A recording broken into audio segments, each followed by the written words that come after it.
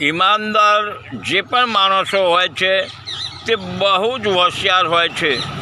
બહુ જ હોશિયાર હોવા છતાં તે પણ ધોખો ખાઈ જતા હોય છે. કેમ જાણો છો તમે?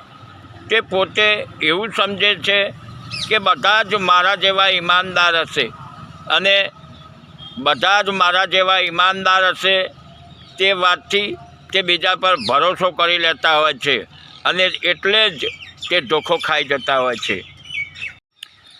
જ્યારે માણસ સુખી હોય છે ને, માણસ સુખી, ત્યારે બિલકુલ મરવાની ઈચ્છા તેને નથી થતી, તે મરવા નથી માગતો. અને જ્યારે માણસ દુઃખી થાય છે ને, ત્યારે તે જીવવા નથી માગતો. કેવી અજીબ વાત છે!